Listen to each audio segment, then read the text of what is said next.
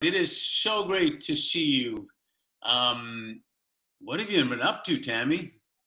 Oh my gosh, I've been up to a lot. I've been up to a little bit of PPE sourcing because that seems to be the most important thing to do to save lives these days, but that is so far outside my primary goals in life, which are still in the impact investing space, preaching, evangelizing about impact to mostly my favorite evangelizing is to all the investors who don't believe in it and don't think it's about them and think they're long, short, macro, and telling them why it actually matters to them as well and will improve their returns while aligning with their values. So I've still, even in the Zoom world, have been on a lot of calls and working with I have a new client who I think it'll come up later probably, depending what you're asking me about leaders who care, but I just started working with True Colors and George Taylor. So doing like bringing down gang violence by jobs in the community. So a bunch of cool clients like that, just figuring out what we can do in a Zoom world is really not that different than the real world, in some ways more efficient with less travel.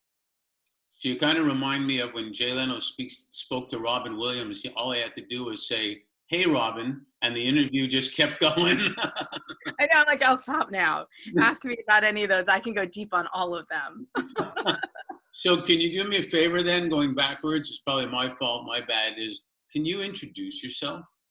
Oh, was that what you meant when you said, what are you up to these days? It's a conversation. But who is Tammy? Let's see. Well, so like I started to say, I'm an evangelist in impact. And so raising the level of impact for social entrepreneurs and for impact investors to say, asking the right questions, asking questions they often don't ask in the diligence phase of, especially my favorite thing in the world is looking at, if you succeed in your business model, what will that break? How can you see it up front? And then working with them to then change their models up front to free up to get more impact and better financial returns. So I do a lot of that. I'm also about to be launching my own podcast, but that will be like for next time. So I've been doing some work on lining up some of that. You're an inspiration. You and a 4 gazillion other people that are launching. Yes, I believe I saw there's 1 million now. So I just have a little bit to compete with, but I feel like I have a voice. You do have a voice, and it's not competition. It's actually good stuff. So yeah, it's fun. And I just, anything I can do to spark other people thinking a little bit differently, getting more excited about things in their world that they can do better and have more fun doing it. That's what excites me and wakes me up in the morning. Well, if anybody can make an impact like that, I know who it is. So no doubt about it. So answer me in a month or two. We'll see how I'm doing so far. Awesome. Can you answer this question for me? It's kind of a little bit like the why, but it's more like, why do you do what you do? Why do I do what I do? Tikkun Olam, right? So heal the world. I think that I was raised, I'm Jewish, and Jewish or not, I think very Judeo-Christian, Muslim, all of it is, and certainly First Nations is about looking at the world and how can we raise it up, how can we help our communities and the larger community and the greater good. And I think that was embedded in me from a really young age. And also, honestly, part of it is I'm ADHD. If you couldn't tell, I think that serves me well in some ways, probably not in others, but I see a lot of things at once. And I used to feel like it was like these spider webs, like weighing down stickiness in my head, that every time I saw something, I would think of the 10 other things that connected to. And the most empowering movie I have ever seen, and you'll laugh very hard, I could try and make you guess, but you wouldn't come up with it, is Frozen. And it's Frozen because fractals. And all of a sudden I went, oh my God, that's how my brain sees. I see in fractals, which is far more empowering than spider webs. And I realized that that's kind of the why I do what I do, is I see like a spark of something and I see where it connects to something else and something else. And it's so much easier to just help put people together and connect things that can fix bigger issues that neither could do alone than it is to ignore it and have it always bouncing around in my brain. So it just makes me show up and do it instead. Plus the bouncing around in your brain can actually hurt sometimes. No, that's a good answer. And yeah, I'm shocked about the ADHD. Never saw that. No, I just thought it was like passionate, like crazy. It may be, maybe. Yeah. So, you're obviously aligned with who we are, and vice versa in that sense. But we both know it's taken brands and leaders of brands forever, decades, to finally realize that aligning with social impact is, man, maybe a good idea, and Right? to Who do would have thought? something good. And holy cow, it could be good for business. And like we talked, I think of it one time there, it actually is the only way to get talent, the best talent, to come to the company. Because now, Yeah. especially what I do with search, executive search, they'll ask the questions: what are you doing to make a difference, right? So with that, and you've kind of partly answered it, you've always been enthusiastic ever since I've known you, which I love, and a pioneer and a thought leader of impact investing, but also partner alliances. Speaking of Yeah. connecting the dots, so again, partly answering the question, but in a short version, I know that Jewish, I'm Jewish too. Challenge. It's a challenge for me. In a short version, what would you say really differentiates you as one of the leaders who care? Empathy. And I don't, and a lot of people have empathy, but more from the empath part, that I'm an empath, which we could totally get into in some other episode. But that I've always been able to feel what other people felt around me, which is not always a fun skill. Like, I'd be the kid who knew who was suicidal out of 100 kids who weren't even close friends of mine. And I hear subtext. But because of that, I'm also able to jump in and understand whether it's the janitor or the principal, whether it's AOC or Trump. Like, I can see things from other people's perspectives, even if they're not remotely mine. And it makes it a lot easier to, when you have empathy for kids in inner cities, for foster kids, and you don't want to blame people for the differences, but get intellectually curious about why they are where they are and how together you can serve a greater good, and where you can find that commonality, or where you can just jump into their skin and pull them to a place that's more empowering for them, has just always been something that excited me. Yeah, it's interesting you say jump into their skin, because we're about to do something with business leaders who care about walk a mile in someone else's shoes, and which is to really, really find out, what it's like. I'm sure your grandparents have said the same things my grandparents probably said, and maybe many others, but it really hit home for me, when they would always say with a Ukrainian Kiev accent, as long as you have your health, that's the most important thing, right? And then there'd be education, but that was and it wasn't a branding, it wasn't a slogan.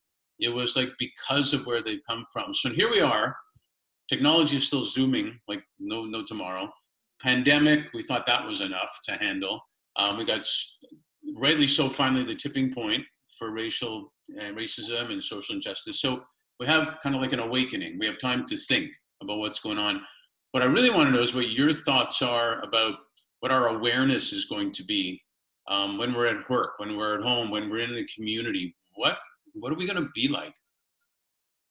To me, it's a really exciting time, because we managed to, the COVID, the biggest epiphany to me, when the lockdown first started happening in March, and I'm in Connecticut, so we had a real lockdown really quickly in the tri-state area. I'm in Fairfield County, so like New York light.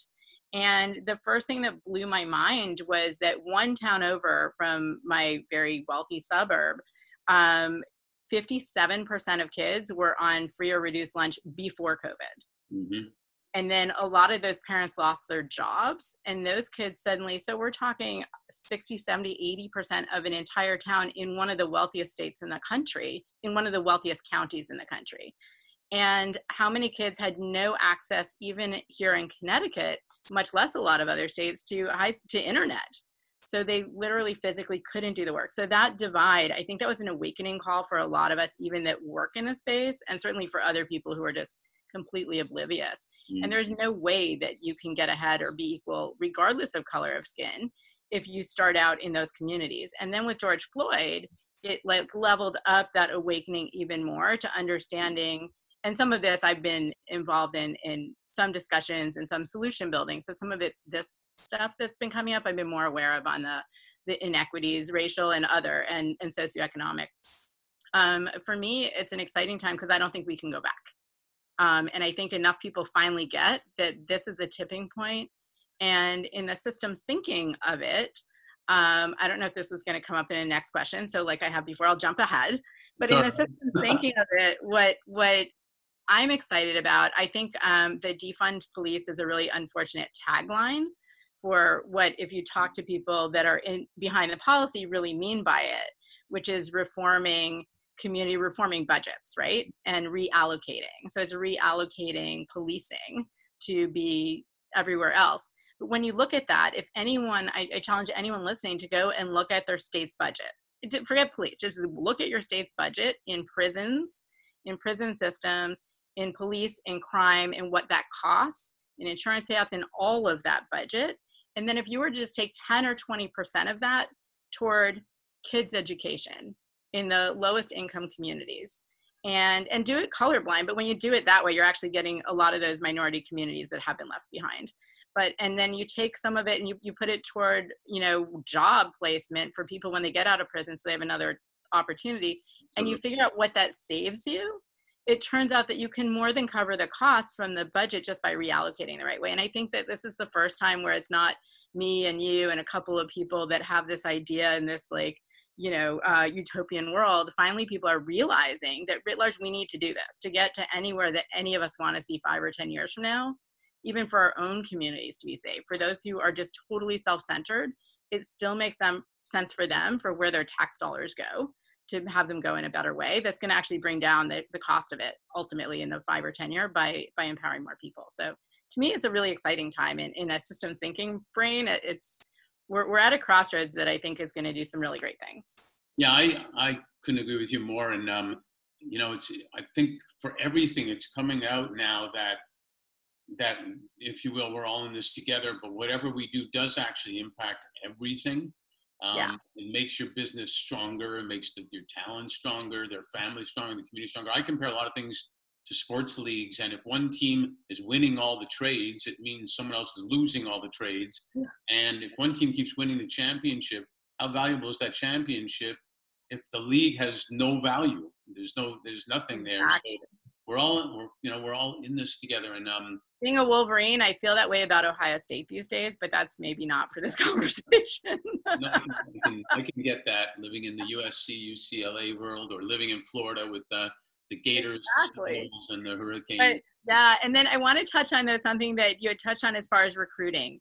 And right before COVID happened and all this happened in January, I was actually talking to a room full of CIOs of big family offices and wealth advisors about BlackRock and Larry Fink and why the pivot. So, and I'll assume that in this crowd, in your pod crowd, a lot of people know what I'm talking about. But if not, just looking at his letter to CEOs that he's written every year for years, and then 3 years ago he had this pivot of saying, hey, we have to care about stakeholders, right, not just shareholders. And everyone's like, what's he talking about?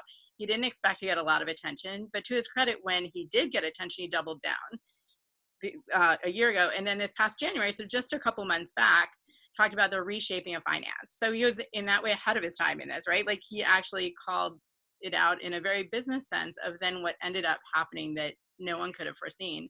But I think when people have asked part of why he did that, and I would love for someone from BlackRock to reach out and tell me if I'm hypothesizing correctly, but I believe what happened is, among other things, they've been recruiting based on that, $1 or $2 trillion out of our $6 trillion at the time, that's more now, that Deborah Winshall's in charge of, is impact investing, or impact aligned, and we care. And that's been a recruiting tool, among other things.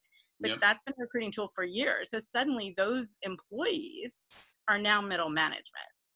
And so not just the millennials, and now you have the Gen Zs coming in, and they genuinely care. And at some point you reach a tipping point, and there's other things, and when I've talked about it, going to some of the other outside market forces on calling them out on their proxy votes and all. But internally, I think that going back to what you were talking about with companies and recruiting, as you recruit, as those millennials are starting to have more power, it's a lot of them, it's in their DNA that if you saw an inconvenient truth in junior high, and then you're told the traditional, the boomers and the Gen X of like, well, do you want clean water or do you want profits? Like if you have profits now, you can always clean the water later. The very John D. Rockefeller approach, right? Which worked for decades for some people. Well, it depends what you mean by worked. Right. Well, I said for some people, for many people, not so much for others, but that was like the mindset was like, well, yeah, I'll choose the profits now and I'll just clean the water later.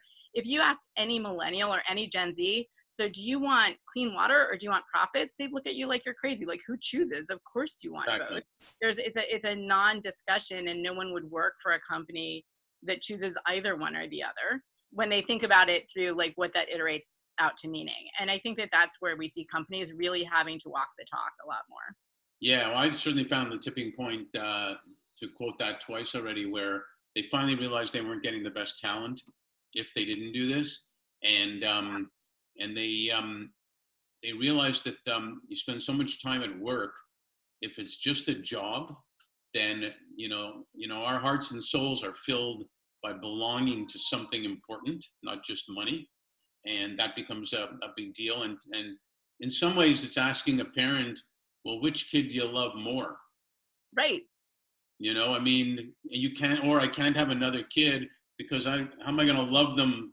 I don't have any more love. I want to give it all to him or her, so Exactly. it's not there. So what do you see as the business leaders who care? And by the way, I love the way you're framing this, because the whole point of us having trademarked the term leaders who care was to make the point that you can care and do well at the same time. And Yep. so how do you see the role business leaders should play in the aspect of well-being for their people? And I'm talking about Get out of the what sun you while I talk to alluded to. You're fine. You're sunny without the sun. you. Okay, there we go. Um, the financial well-being, the mental well-being, the physical well-being, their role in making sure that exists for them, and realizing that, as you've said, it's good for business, but also good for the whole community. Yeah. Well, and I think that that's where we're seeing, especially even more so with the COVID, or sorry, with the racial equity with the George Floyd response, right? That it's about the whole community, and even with COVID, with people realizing that their customers, the ones who genuinely, the leaders who care, who have a mindset of customer and stakeholder and shareholder and stakeholder, not just shareholder, not just their own bottom line. I Mhm. noticed this with restaurants and even shoe stores and bakeries. The ones who had a mindset of community, of that they're part of a community, when everything got shut down and their customers couldn't come in anymore, they were the first to pivot and serve frontline responders. There was a shoe store in Connecticut that went and did, and obviously no one can go there, and we're all stuck at home for months. And they went and took their most expensive clogs, like kind of like Crocs, but like the fancy $200 or some other brand, I don't know what it is, and decided to do 200 of them that they're going to give to nurses and doctors who are on their feet for 12 hours or more, and you got to nominate them. But it got them on all the news coverage. It got them all this replacement. It got people remembering them and caring about them because they cared.